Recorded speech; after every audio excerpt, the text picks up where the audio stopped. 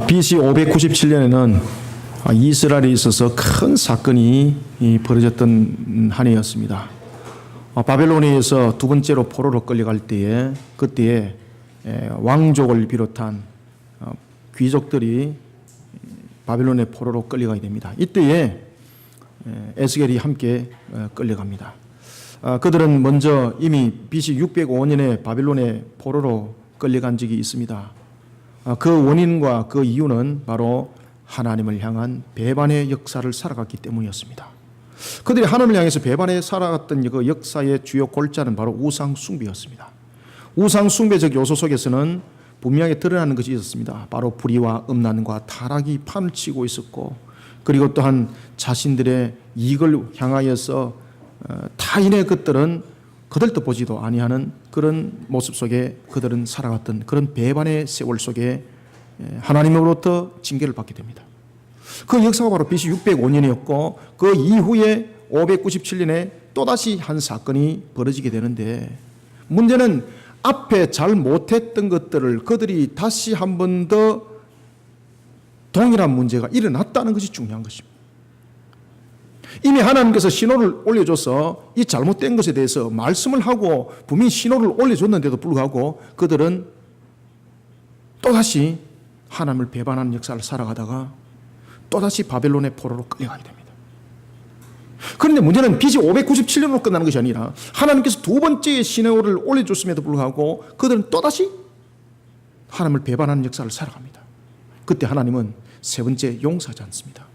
그때 하나님께서는 멸망으로 응답하는데, 그때가 바로 BC 586년 예루살렘 성전이 무너지더라는 것입니다. 사랑하는 성도 여러분, 하나님으로부터 우리가 부름을 받을 때와 하나님으로부터 징계를 받을 때에 공통점이 있고 차이점이 있습니다. 하나님으로부터 부름을 받을 때와 징계를 받을 때에 무슨 공통점이 있을까? 여러분의 생각 속에 공통점이 있을 것 같습니까? 일반적으로 볼 때에 징계를 받는 것과 그리고 부름을 받을 때는 공통점이 없습니다. 그런데 오늘 에스겔서를 그리고 또한 하나님께 주신 말씀을 우리가 면밀하게 주목을 해보면은 하나님께서 멸망이라는 이방인들의 멸망을 말할 때와 그리고 이스라엘 백성들 향해서 징계를 말할 때와 그리고 부름을 말할 때는 동일한 것이 있더라는 것입니다. 그것은 뭔가 하면 바로 은혜라는 것입니다. 은혜. Grace, 은혜라는 것입니다. 은혜. 징계 속에 무슨 은혜가 있을까? 에스겔서는 하나님으로부터 받았던 그 환상을 네 가지로 그가 성경을 기록하게 되는데, 첫 번째 환상은 하나님으로부터 부름을 받는 소명 가운데에 에스겔이 어떤 모습이었고, 자신이 소명을 받을 때에 이스라엘의 상태는 어떠했고, 그런 영적 상태를 정리를 하고 있는 것이 제1부였습니다. 그런가 하면은 두 번째는 하나님께서 이스라엘 백성들 향해서 멸망에 관해서 이야기를 합니다. 그것은 다름이 아니라 바로 유대를 향한 심판이었습니다. 그리고 또한 세 번째 환상에서는 하나님께서 이방인에 대한 심판을 말하고 있는데, 네 번째 환상에서 이방인의 심판과 유대인들을 향한 그 심판의 성격을 가지고 있는 징계가 완전히 다르더라는 것입니다. 그래서 그것을 에스겔은 네 번째 환상을 통해서 봄으로써 하나님께서 우리를 향해서 내린 징계가 바로 우리로 하여금 새롭게 돌이키는 하나님의 은혜였구나, 그레이스였구나, 은혜였구나, 이것을 고백하게 되는 겁니다. 세 번째 환상이 이방인을 향한 심판은 멸망이었다면, 네 번째 환상은 두 번째 이스라엘 백성들을 향하여서 내렸던 심판에 가까운 그 징계가 나중에는 하나님께서 그들을 새롭게 만들어가는 하나의 은혜의 터였더라는 것입니다. 하나님을 향해서 배반했던 그 배반을 깨닫게 알게 하고, 죄를 깨닫게 하고 알게 하고, 그러는데 하나님께서 회초리를 들고 그들을 벌한 다음에 자신의 죄에 대해서 회개하고 돌이키니까 네 번째 환상에서 이스라엘의 전체적인 회복을 하나님은 에스겔로 하여금 환상을 통해서 보여주게 하는 것입니다. 그래서 우리가 에스겔서를 보면은 하나님의 심판에 가까운 징계와 그리고 또한 하나님의 소명 가운데 부르는 것은 공통점이 있더라. 어떤 공통점이 있더라? 은혜라는 공통점이 있더라. 세 번째 환상에서는 이방인의 심판은 멸망을 말한다면 두 번째 환상과 네 번째 환상은 연결이 되어서 하나님의 백성들을 향한 잘못된 신앙관을 통해서는 반드시 하나님께서 회초를 들더라. 그런데 이 회초를 들었을 때에 이 회초에 대해서 값을 똑바로 알고 회개하고 돌이킨 자는 하나님께서 네 번째 환상을 통해서 성전의 회복을 통하여 역사를 일으키더라. 우리는 이 에스겔을 통해서 우리의 신앙을 직시하셔야 됩니다. 하나님께서 징계 회초를 들었을 때에 네 번째 환상의 주인공이 될 것인지 세 번째 환상의 주인공이 될 것인지는 여러분들 속에 놓여져 있습니다. 하나님께서 왜 이와 같이 네 가지의 환상을 구별해서 에스겔서를 통해서 줬을까? 확인하게 구별했습니다. 완전 두부 자르듯이 확인하게 구별해서 어떤 자들도 이것을 보고 깨달을 수 있도록 하나님께서 확인하게 네 가지 환상을 통해서 큰 그림을 그려줬고, 그리고 난 뒤에 마지막에 하나님께서 에스겔서 47장과 48장에서 말씀하실 때에 기업에 대한 분별을 말씀하시고 성전에서 흐르는 물로서 하나님께서 말씀을 하시더라는 것입니다. 사랑하는 성도 여러분, 우리는 은혜의 때를 살아가고 있습니다. 왜냐하면 하나님이 우리를 부르기 때문입니다. 하나님이 우리를 부를 때는 분명히 뜻이 있습니다. 하나님께서 우리를 불렀을 때는 우리의 잘못에 대해서 부름이 있고 또는 우리의 사명과 사역이 있어서 부를 때가 있습니다. 이 두 개는 모두 다 은혜가 있습니다. 그래서 우리는 은혜의 때를 살아가고 있는 겁니다. 복음으로서 불렀기 때문에 우리에게는 은혜가 있고, 하나님께서 나를 불러주셨기 때문에 은혜가 있는 것이고, 나를 하여금 죄를 깨닫게 알게 하니 은혜가 있는 겁니다. 그래서 우리는 지금 이 시대를 은혜의 시대, 은혜의 때를 살아가고 있다라고 이렇게 말을 하는 겁니다. 이런 은혜 때에 하나님께서 우리에게 주시는 말씀이 있습니다. 에스겔을 오늘 부르면서 우리로 하여금 깨닫게 하는 것이 있습니다. 오늘도 주님께서 우리에게 이렇게 말씀하십니다. 귀 있는 자는 성령이 교회들에게 하는 말씀을 들을지어다. 똑바로 알아들으라는 겁니다. 하나님께서 부를 때에 왜 불렀는가를 똑바로 알고 너희들은 어떤 자세로 이 시대를 살아가야 되는지를 너희들은 깨달으라는 것입니다. 여러분들 하늘의 문을 열어서 금보따리 던져주고 은보따리 던져주고 보석 보따리 던져주면은 이것이 여러분들 복인 줄 알지만은 그것을 받음으로 오히려 타락했을 때는 그것이 저주가 되는 겁니다. 오늘도 하나님께서는 우리에게 어떤 것이 진정한 복인지, 우리에게 무엇을 가지고 우리에게 깨닫게 하는지 오늘 에스겔 선지자를 통해서 에스겔 선지자가 하나님의 사명을 부여잡는 사명자로 부름을 받았을 때에 우리로 하여금 하나님께서 주시는 메시지가 있습니다. 그것은 하나님의 부름 앞에 우리는 오늘도 어떤 영적 사람으로 살아가야 되는가라는 것에 대해서 메시지를 주고 있다는 것입니다. 오늘 우리가 이 부분들을 세 가지로 한번 보겠습니다. 먼저 우리가 1절을 한번 읽습니다. 시작. 그가 내게 이르시되 인자야 내 발로 일어서라 내가 네게 말하리라 하시며 아멘. 자, 1절에서 하나님께서 이런 말씀을 하세요. 에스겔을 어떻게 부르고 있습니까? 인자라 부르고 있습니다. 이게 이제 영어로 이제 번역을 하면은 인자를 여러 가지 부분들로 번역을 할 수 있겠지만 신약에 가면은 Son of God으로 번역을 해놨습니다. 그죠? 인자, 하나님의 아들. 그런데 이 에스겔서에서는 인자는 Son of God을 말하고 있는 것이 아닙니다. 그래서 이것을 직시하셔야 됩니다. 그러면 이 다음에 또 직시해야 될 것은 뭔가 하면 네 발로 일어서라는 겁니다. 아시겠습니까? 이 네 발로 일어서라는 것은 아주 중요한 자세를 우리에게 표현하고 있습니다. 하나님께서 이렇게 세워주는 것이 아니라 네가 일어나라는 겁니다. 에게로 일어나라는 것입니다. Get up, 일어나라는 것입니다. 이건 뭔가 하면은 자신의 상태를 환경들과 상태와 이런 것들을 보고 주님의 말씀 앞에 충성되게 그 자세를 취하라는 겁니다. 여러분들, 내가 일어난다는 것은 스스로의 의지를 가지고 그 말씀에 따라서 충성을 다하겠다는 자세를 가지고 있는 겁니다. 내가 일으키는 것과 일어나라는 것은 다른 겁니다. 내가 일으키는 것은 다른 사람의 능력에 의해서 일어나는 것입니다. 그런데 오늘 본문에서 주님께서 인자라고 말씀하시면서 일어나라고 말하고 있습니다. 분명히 Get up, 일어나라는 거죠. 그때에 자신의 발로 일어나라는 거예요. 자신의 발로. 이건 무엇을 의미를 할까? 우리로 하여금 하나님의 부름 앞에 내가 어떤 자세가 되어야 되는지를 이것을 맥을 지금 우리에게 짚어주고 있습니다. 지금 우리가 전부 다 저와 여러분들이 살아가는 시대를 우리가 음란한 시대다, 불의한 시대다, 타락한 시대다, 이런 시대를 우리가 어떻게 살아갈 것인가 라고 말할 때에 주님께서 말씀하십니다. 인자야 네 발로 일어나라는 것입니다. 아시겠습니까? 우리는 이 시대를 살아가고 있는 것은 주님의 부름 앞에 우리는 살아가고 있는 것입니다. 그럼에도 불구하고 우리는 하나님의 은혜 앞에 살아감에도 불구하고 우리는 반드시 우리가 부름 앞에서 취해야 될 자세가 있습니다. 그것은 바로 인자라는 것을 잊지 말고 네 발로 일어서라는 이 부분들을 잊지 말아야 된다는 것입니다.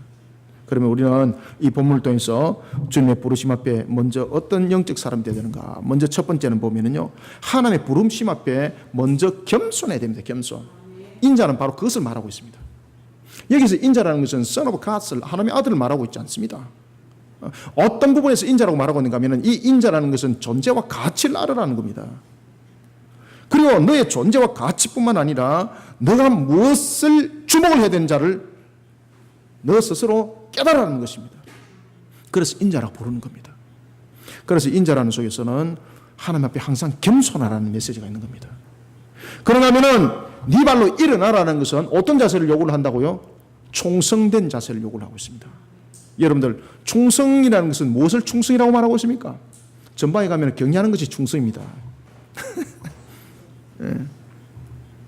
저희들도 옛날에 경례가 충성이었습니다. 충성. 그런데 이 충성은 제가 학창시절 때는 교련이라는 것이 있었습니다. 교련.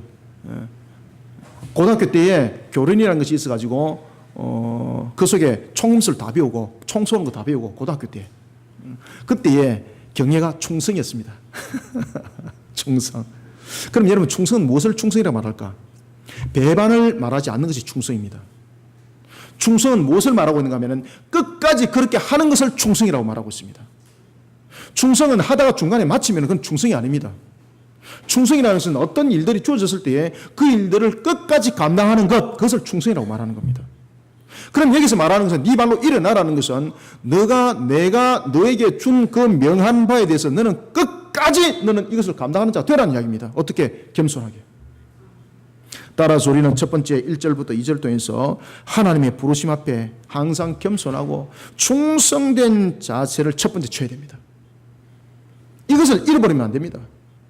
그리고 두 번째는 하나님의 음성을 정확하게 들어야 합니다. 하나님의 음성을. 충성도 보면은 긋나갈 수가 있습니다. 그래서 그 명을 주는 자의 음성을 정확하게 들어야 합니다. 따라서 하나님의 음성을 정확하게 듣는 열심의 자세가 필요합니다.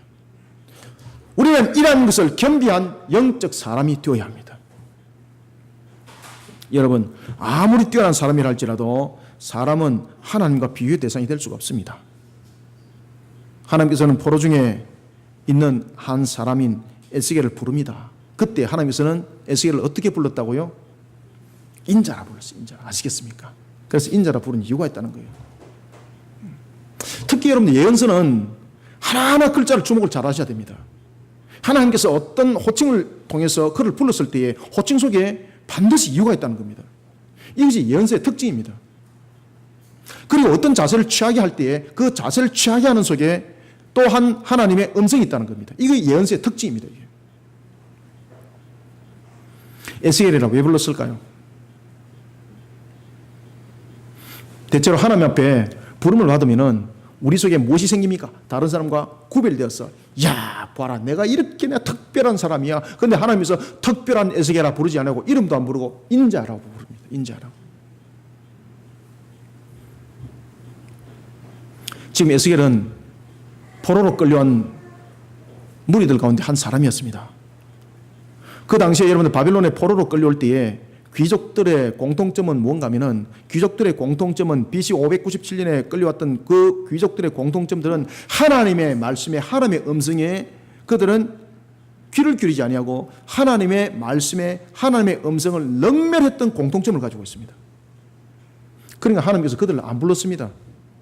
그들을 단 한 명도 부르지 않았습니다. 그래서 에스겔을 불렀는데, 그때 에스겔을 부를 때 에스겔아, 너는 정말로 특별한 사람이야, 이렇게 불러야 됩니다. 맞습니까? 맞습니까? 맞잖아요. 전부 다 하나님의 말씀을 능멸하고 하나님의 말씀을 그 전부 다 톱질하고 잘라버린 사람들인데, 에스겔을 부를 때 에스겔아, 너는 저 사람들과 달라, 너는 특별한 사람이야, 이렇게 불러야 됩니다. 그런데 하나님께서 그렇게 부르지 않습니다. 무엇이라고 불렀습니까? 인자야. 반드시 기억하십시오. 미사오를 사용하지 않습니다. 하나님께서 너 정말로 수고하는 나의 종이야 라는 미사오도 사용하지 않습니다. 너는 정말로 특별한 사람이야 라는 미사오도 사용하지 않습니다. 한마디로 그냥 바로 부릅니다. 인자야. 여러분, 왜 하나님께서 인자라고 불렀을까요? 여기는 두 가지의 큰 의미를 가지고 있습니다. 먼저 에스겔에게 하나님 앞에 서는 자의 자세가 어떻게 되는가, 항상 이것을 잊지 말라는 겁니다. 따라서 인자라고 부른 첫 번째 이유는 너의 존재와 너의 가치를 너는 직시하라 이 말입니다. 너의 존재와 너의 가치를. 우리의 존재와 우리의 가치를 직시하지 못하다 보니까 하나님을 배반해 버렸습니다. 자신의 존재와 자신의 가치를 잃어버리다 보니까 그들은 결국은 포로된 자가 되어서 바벨론에 끌려왔습니다. 이것을 잊지 말라는 겁니다. 우리가 하나님으로부터 부름받아서 능력자로 세워진 것에 대해서 자랑 삼지 마십시오. 인자입니다. 인자. 너는 어떤 존재인가? 질그릇처럼 깨어지기 쉬운 존재라는 겁니다. 너는 어떤 가치를 가지고 있는가? 가격으로 매겼을 때에 한 푼도 받을 수 없는 그런 가치, 하나도 가치가 없는 그 가치, 그 가치인데 내가 너를 불렀다는 겁니다. 그래서 우리는 항상 하나님의 부름 앞에 나의 존재와 나의 가치를, 나의 가치관을 잃어버리지 않길 바랍니다. 우리는 하나님 앞에 여러분들 죄인이었습니다. 그런데 그런 우리를 인자로 불렀습니다. 예수 그리스도 십자가로 인자로 불렀습니다. 우리가 뭔가 뛰어나기 때문에 그렇게 인자로 부른 것 아닙니다. 주님께서는 우리를 부를 때에 나는 너의 존재를 이미 알고 있다는 겁니다. 그때 우리에게 다시 한 번 더 주님께서 묻습니다. 너도 너 자신의 존재와 가치를 똑바로 알아라. 그래야만이 너가 실수하지 않는다. 내 존재와 내 가치를 잃어버리면요, 항상 실수하게 되어 있어요. 그 엉뚱한 짓 한다니까요. 처음에는 말 잘 듣다가 나중에는 보면은 말 안 듣는 사람들이 있습니다. 그게 왜 그런가 하십니까? 자신의 존재와 가치를 잃어버렸기 때문입니다. 종들이 보면 처음에는 말 잘 듣습니다. 나중에 말 안 듣습니다. 왜 그렇습니까? 자신의 존재와 가치를 잃어버렸기 때문입니다.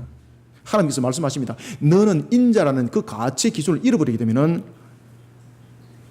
지금 이 포로 상태로 끌려왔던 이 상태로 다시 한 번 더 반복적인 역사를 살아갈 것이다. 잊지 마라.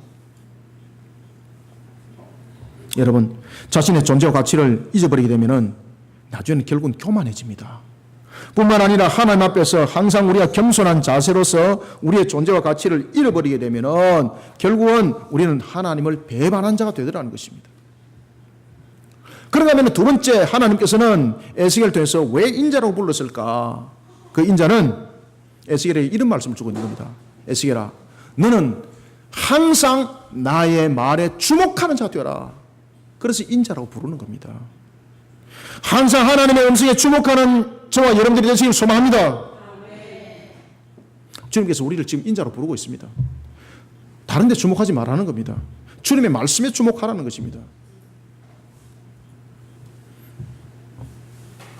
에스겔이 BC 597년에 포로로 끌려올 때에 그 전에 BC 605년에 그들은 바빌론에 의해서 비참하게 처참하게 끌려오게 됩니다.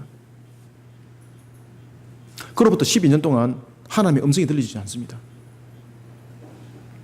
에스겔이 바빌론에 포로로 끌려온 지 어느덧 5년이 되었습니다.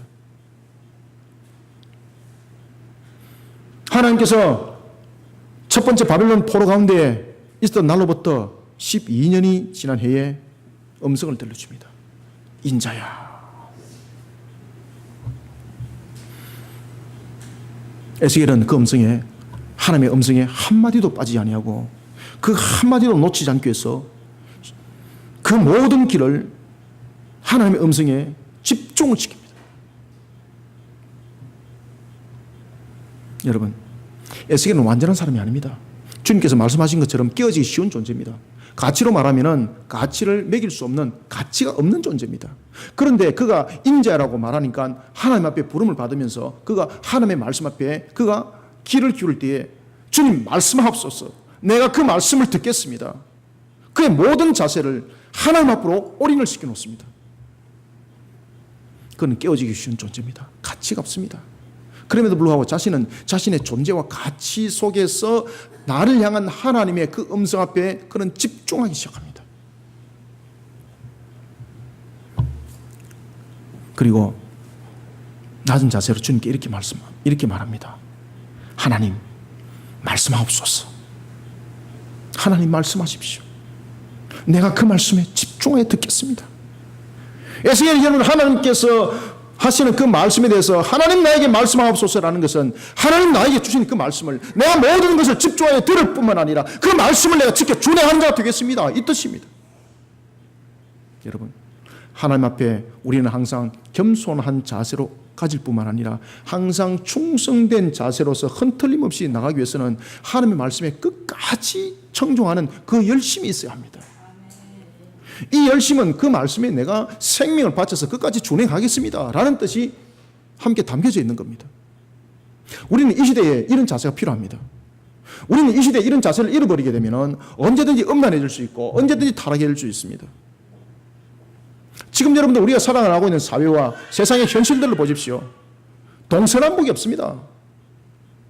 지금 여러분들 우리가 살아나고 있는 세상 속에서 가장 많은 병들 가운데서 하나가 뭔가 아십니까? 정신질환입니다. 왜 일어나는 거 아십니까? 두 가지입니다. 첫 번째는 환경적인 요소입니다.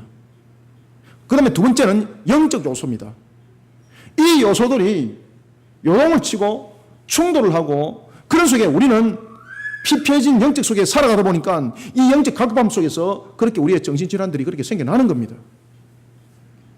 이것을 여러분 등한시하면 안 됩니다. 이 영적 전투를 우리가 치러나기 위해서는 무엇보다도 우리는 오늘도 하나님의 음성에 주목할 수 있는 영이 되어야 합니다.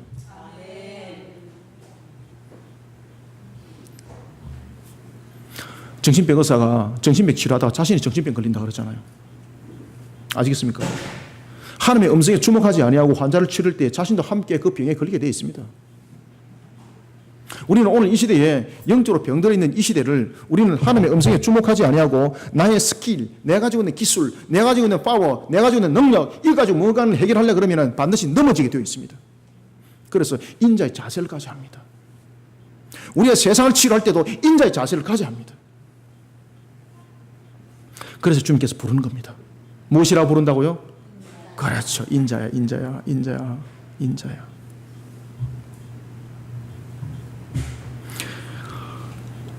포로 중에 한 사람이 불구했던 에스겔, 그를 하나님께서 찾아오십니다. 그런데 찾아오시면서 하나님께서 에스겔에게 이렇게 말합니다. 네 발로 일어나라는 것입니다. 에게로 get up, 일어나라는 것입니다. 분명히 하나님께서 그는 깨어지기 쉬운 존재고 넘어지기 쉬운 존재라는 것, 그 다음에 가치도 없는 그런 존재라는 것을 인자에서 말씀하심에도 불구하고 왜 네 발로 일어나라고 말했을까? 충성. 왜 일어나라 그랬을까? 하나님의 말씀에 청종하라는 거예요. 끝까지.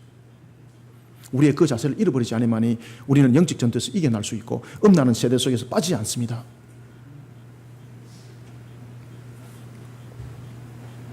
저 목사 또한 마찬가지입니다. 만약에 인자의 이런 자세를 가지고 있지 않다면 목사도 항상 음란해질 수 있습니다. 첫 번째입니다. 첫 번째.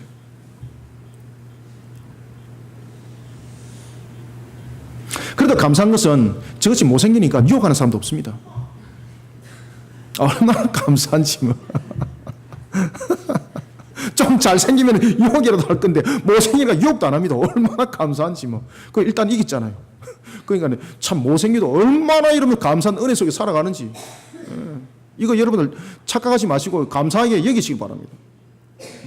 세상 사람들은 못생기면 접근도 안 합니다. 얼마나 감사합니까? 그런데 문제는 접근을 안 할 때에 그 시간을 하나님과의 영적 교감을 가지는 일에 내 귀를 열어야 합니다. 그래야만이 목사도 영육간에 강건해집니다. 사랑하는 성도 여러분, 하나님께서 나를 불렀다고 내가 특별한 사람이 된 줄 착각하지 마시길 바랍니다. 저 또한 그렇습니다. 착각하지 않습니다.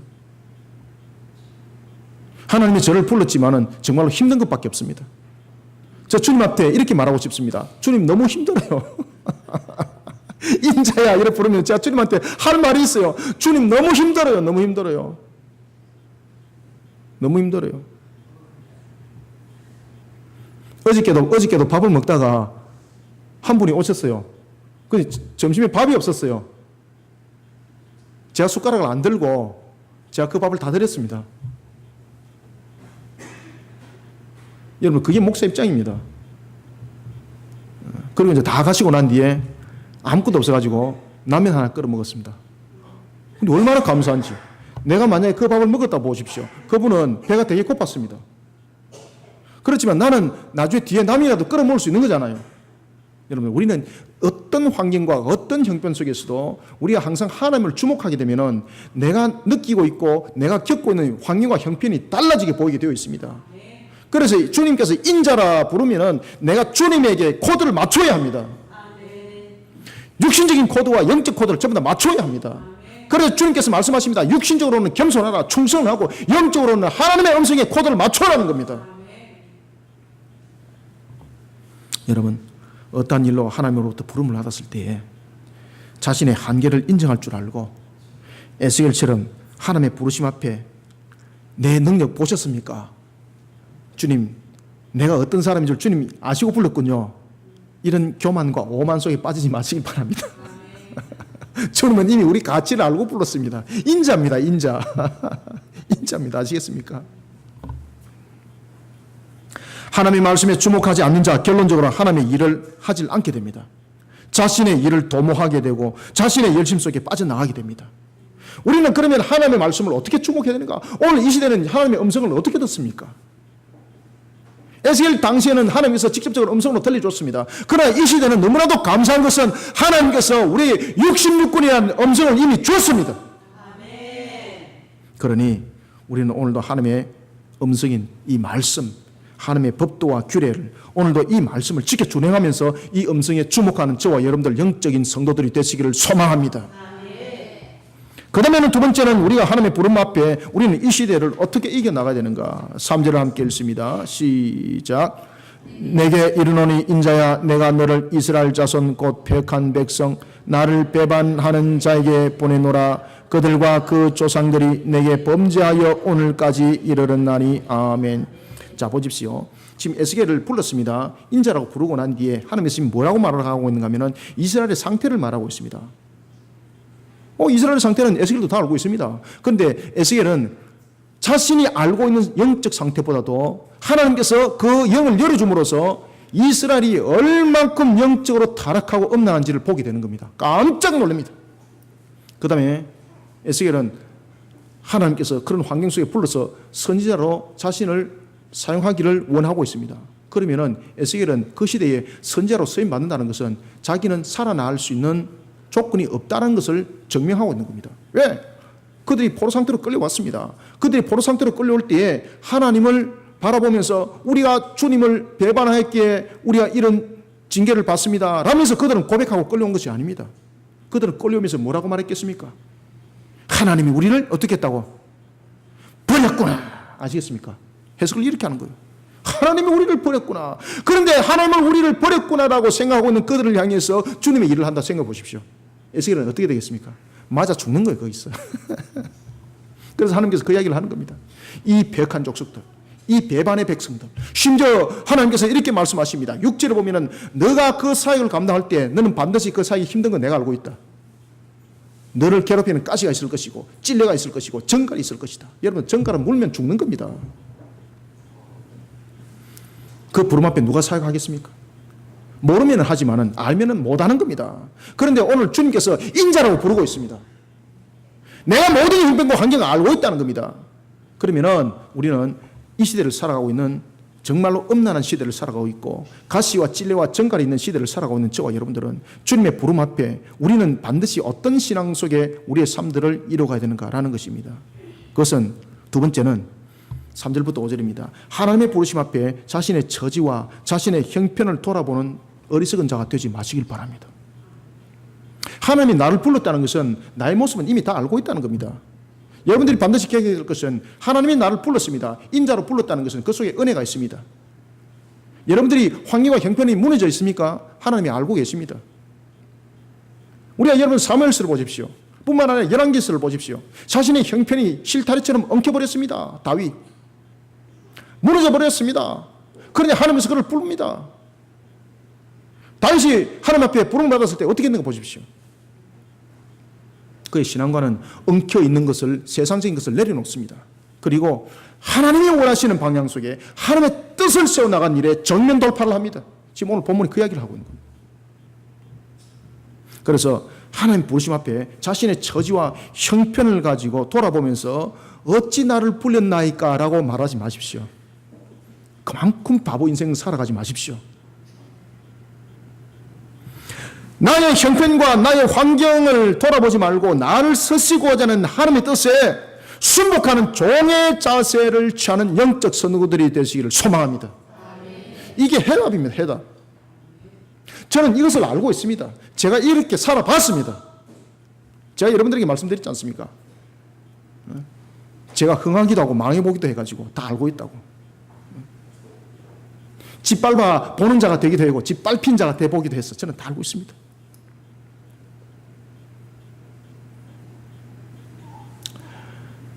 무너지는 속에 하나님께서 길을 열어줍니다. 그런데 그 중요한 것은 뭔가 하면 신앙관으로 이겨야 됩니다. 그 외에는 답이 없습니다. 그래서 오늘 본문도 여러분들이 에스겔을 통해서 반드시 함께 묵상해야 될 것은 에스겔이 어떤 환경과 어떤 형편 속에 놓인지 하나님이 이미 다 알고 있다는 겁니다. 그런데 문제는 하나님께서 뭐라고 말씀하시는가 하면 너는 두려워하지 말고 그들에게 항상 듣든지 아니 듣든지 그들에게 담대하게 내가 준 말을 전하라고 말하고 있습니다. 이것을 반복해서 말씀하고 있습니다. 주님께서 에스겔에게 말씀합니다.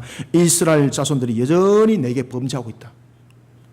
그러면은 그들이 하나님을 향해서 원망을 하고 있다는 것 알고 있다는 겁니다. 그러면 그런 상태에서 에스겔이 선자로 쓰임 받는다는 것은 이거는 에스겔은 살아나갈 조건이 없습니다 라는 것과 똑같은 겁니다.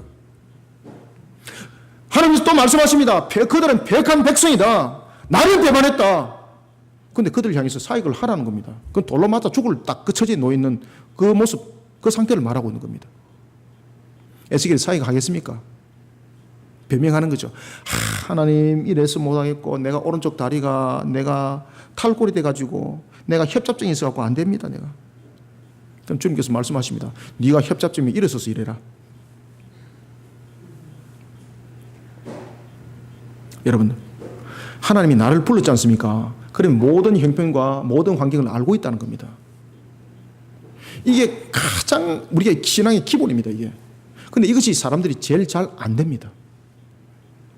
이것이 제일 어렵습니다. 왜 그런가 하면은 우리는 육신을 살아가고 있기 때문입니다. 우리가 타락해가지고 죄로 인하여서 타락해가지고 살아나가는 인간의 속성의 근본이 그렇습니다. 이걸 깨뜨려야 합니다.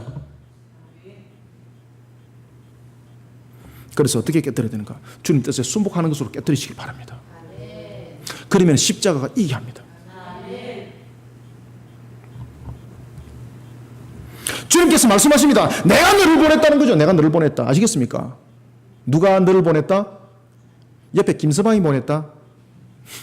최서방이 보냈다? 아니고 내가 너를 보냈다는 겁니다. 아시겠습니까? 그러면 순종만 하면 된다는 겁니다.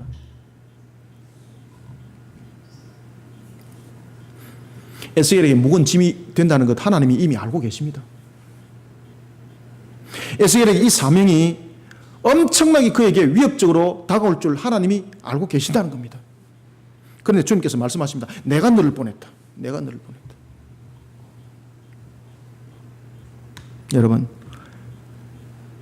하나님의 나라에 관해서 어느 누구 말도 들으려고 하지 아니하는 그들에게 하나님이 보냈다고 말하면은 자랑스러울 것이 있을 것 같습니까? 돌로 맞아 죽습니다. 지금 그 당시는. 얼마나 에스겔을 두렵고 떨리든지 하나님은 그것조차도 지금 알고 있다는 겁니다. 에스겔은 지금 본능적으로 그것을 느끼고 있는 겁니다. 쉽게 말하면 하나님의 말씀을 지나는 것은 불난 집에 기름 갖다 붓는 것과 똑같은 겁니다. 이런 에스겔을 향해서 주님께서 말씀하십니다. 내가 너를 보냈노라. 내가 너를 보내노라. 사랑하는 성도 여러분, 우리는 오늘도 세상을 살아가면서 우리는 반드시 기억해야 될 것이 있습니다. 하나님은 어떤 분이십니까? 천지 만물을 말씀으로 창조하신 전능하시고 전지하신 하나님이십니다.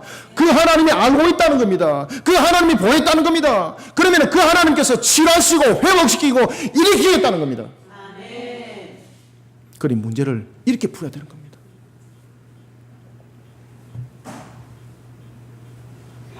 내가 복종하느냐 마느냐 결정권은 나에게 있습니다. 이 속에서 A와 B는 갈라지게 되어 있습니다. 하나님의 말씀의 권위는 능력으로 나타납니다. 우리는 그 말씀 앞에 순복하는 자로 살아가시면요, 그 말씀을 통해서 있으라 했던 그 말씀이 우리를 회복시켜서 그 세상을, 하나님께서 말씀하신 그 세상을 능히 이기고도 남게 만든다는 사실을 믿음으로 바라보시길 바랍니다. 하나님은 이것을 보라는 거예요. 이것을 보라는 거예요. 이것을 보라는 거예요. 그때의 에스겔의 자세는 바로 아멘이라는 겁니다. 아멘. 내가 이래서 못하고 저래서 못하고 아니라 아멘이라는 것입니다. 사랑하는 성도 여러분, 하나님의 부름에 대한 종의 자세는 너무나도 중요합니다.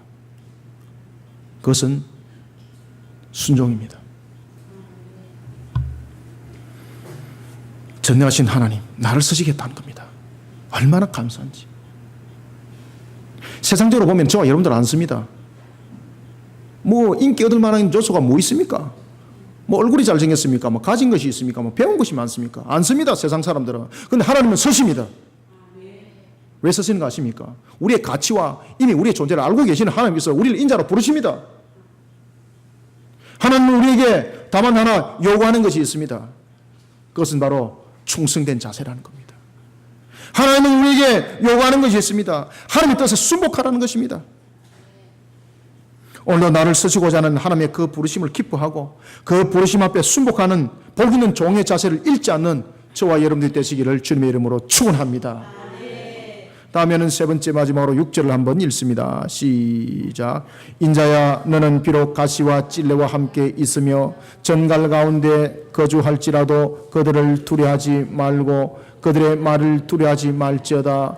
그들은 패역한 족속이라도 그 말을 두려워하지 말며 그 얼굴을 무서워하지 말지어다. 아멘. 무엇을 무서워하지 말라고요?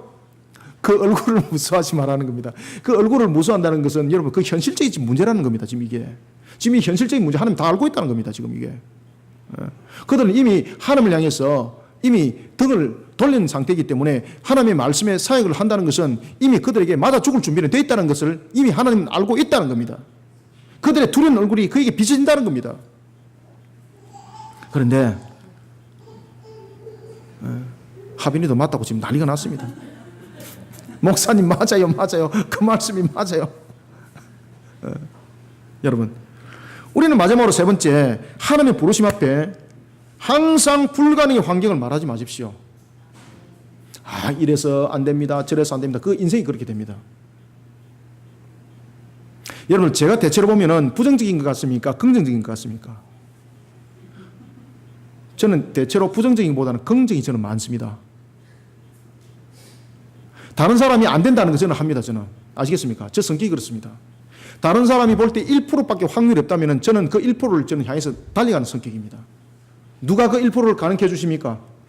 하나님이 그 1%를 열어줍니다. 하나님이 그 1%를 열어주면 100% 됩니다. 그거. 우리는 사람들은 1%의 가능성을 보고 99%의 불가능을 말하지만 저는 그것을 말하지 않습니다. 하나님께서 말씀하시면 그 1%는 100%가 되는 겁니다. 우리는 이것을 볼 줄 알아야 됩니다. 제가 그래서 목사가 된 겁니다.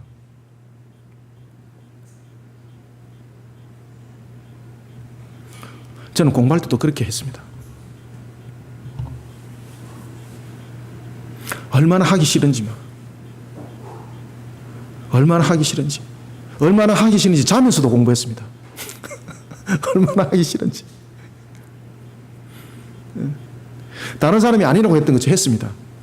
그런데 하나님이 그 가능성을 100으로 열어주시더라고요. 다른 사람은 99%가 불가능이라고 말하면 그 1%는 하나님의 관점에서는 100%입니다. 이거 시각을 달리 하셔야 됩니다. 그래서 우리는 하나님의 부르심 앞에 불가능의 환경을 말하지 않고 안 된다는 거 말하는 자가 아니라 세상을 향해 하나님의 뜻을 오히려 강력하게 세워나가는 하나님의 말씀의 종이 되는 영적 사람들이 되기를 축원합니다. 흑암의 세력이 판을 치는 세상, 이 세상을 향해서 하나님의 명령에 순복한다는 것, 자신의 유익함이 많겠습니까? 불의함이 많겠습니까? 불의함이 많습니다, 여러분들. 유익함 없습니다. 그렇기 때문에 오늘도 하나님께서 그렇게 말씀하지 않습니까? 그들 얼굴을 두려워하지 말라고. 이건 현실적인 문제라는 겁니다. 사실입니다. 그러니 하나님께서 이렇게 말씀하지 않습니까? 네가 여호와의 말씀으로 그들 앞에 섰을 때 그들은 너에게 가시로 나올 것이고 정갈로 나올 것이고 찔레로 나올 것이다. 여러분, 가시는 그냥 찔리는 수준이 아닙니다. 생명을 끄는 위협받는 것이고 정갈이라는 것은 독으로 직접 물으면 직접 죽이는 겁니다. 그런데 하나님께서 이렇게 말씀하십니다. 그러나 어떻게 하라고요? 그러나 한탄하지 말고 원망하지 말고 1%의 세상 사람들이 가능이라고 했던 그 99%의 불가능이라는 부분들을 보지 말고 1%의 가능을 속에서 100%를 보라는 겁니다. 여러분들 생각을 바꾸시길 바랍니다. 세상 사람들은 99%를 가지고 불가능하게 말할 때 저와 여러분들은 0.00001% 가지고 100%를 볼 줄 알아야 됩니다. 사람들이 볼 때는 이 사람 곧 죽습니다. 확률이 99.9%입니다. 근데 살 확률이 0.1%잖아요. 하나님께서 0.1%로 이 사람 살 줄 믿으시길 바랍니다. 아시겠습니까? 개념을 달리 하셔야 됩니다. 하나님은 오늘도 역사하시는 하나님은 오늘도 천지 만물을 다스리시는 하나님은 그 하나님은 오늘도 우리를 통해서 반드시 함께 역사하십니다. 그러니 하나님께서 이렇게 말씀하셨습니까? 그러나 너는 그들을 두려워하지 말라. 그러면 두려워하지 말아야 합니다. 무서워하지도 말라. 얼마나 무섭든지 무서워하지도 말라. 무섭다는 이야기죠. 이 말은 무슨 말입니까? 여호와를 의지해라 이 말입니다. 여호와를 의지해라. 그리고 또한 어떻게 하라? 신앙으로 정면 돌파하라 이 말입니다. 안 그러면 두려움 속에 사로잡힌다. 두려움 속에 포로된 자가 된다. 그러니 너는 인자라고 부르는 이유가 여호와께 의지하라. 그리고 신앙으로 정면 돌파하라는 겁니다. 신앙으로 정면 돌파하라. 대적이 나에게 두렵고 무서움으로 나타납니까? 왜 대적이 나에게 두려움과 무서움으로 나타나겠습니까? 그 두려움이 대적이 더 커 보이기 때문입니다. 누구보다? 하나님보다 더 크게 보였기 때문입니다. 믿음이 없는 행동이죠. 무엇을 봤습니까? 99%를 봤다니까요. 확률을. 1%를 보지 못하고 99%를 본 거예요. 1%의 하나님을 보지 못하고 1%에서 100%를 보지 못하고 99%에서 넘어진 것을 본 겁니다. 야, 99% 넘어지는 것이구나.